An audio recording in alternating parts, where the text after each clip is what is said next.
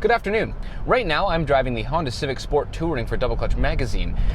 This car does not have auto-rev match. However, the Honda Civic Type R does. And this got me thinking. Recently in my One Track Mind video where I compared the Honda Civic Type R to the Subaru WRX STI and a little bit of the Ford Focus RS, I said this. All right, so we're in R mode. That stiffens everything up a little bit. And it also does something that I disagree with, is it turns on the auto-rev match feature. No thank you, I will do it myself. I actually had to go into the menu through like 4 menus and select driver aids and then turn off auto rev match in R mode. So we're in R mode with the traction control completely off. This is this car at its purest. Now, I got a lot of kickback from some people in the comments saying that, well, the Honda Civic Type R should be celebrated for its amazing rev match. Now, yes, it is very impressive. The rev matching is essentially perfect. It blips the throttle exactly right for the lower gear every single time consistently. But I have a fundamental problem with it. You see, I spent a long time learning how to heel toe and how to rev match when I downshift. And for me, an auto rev match takes away my favorite part of driving a manual car.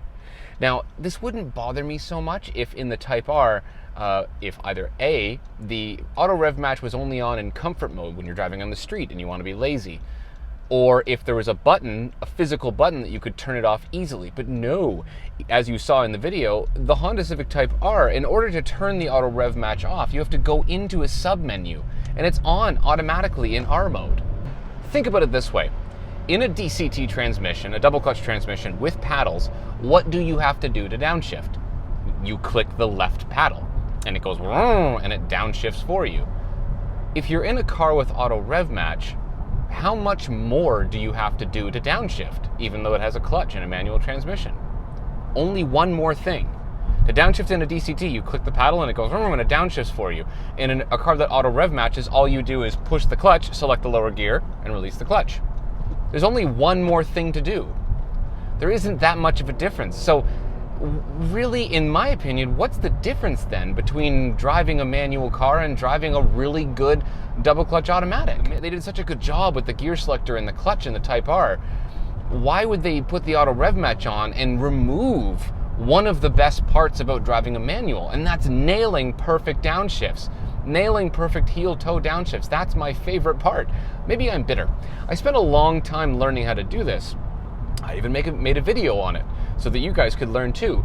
And I think personally, one of the best parts about driving a manual transmission is nailing that perfect heel toe going into a corner. Now, I'm curious what you guys have to say, because for me, the Honda Civic Type R is actually that close to being perfect. I took a lot of heat from a lot of people on the comments, which that's the name of the game in this business. I'm totally okay with that. That's what I do. When people were saying that, oh, the STI is actually the better car because it's all-wheel drive, or the Focus RS is superior, I liked the Type R, even though it's front-wheel drive. I own 2 rear-wheel drive cars. I am a rear-wheel drive enthusiast. I love a well-balanced rear-wheel drive sports car, but the Type R was so good and so engaging and so fast and so fun to drive that it should have all of the elements. It's separated by just that auto rev match thing. That's what bothered me the most. So let me know what you think in the comments. I'd love to know what you have to say. I'd be happy to debate this with you any day of the week, as I always do in the comments. Create a discussion. Tell me what you think. Is it the future, or is it ruining the manual transmission? Also, subscribe.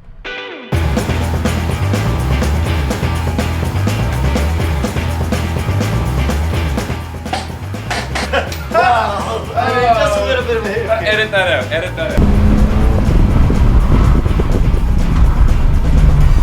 Whoa!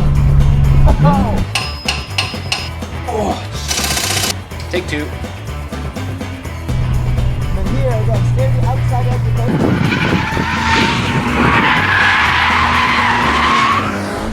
paper. So your best is a 128.8. That's terrible.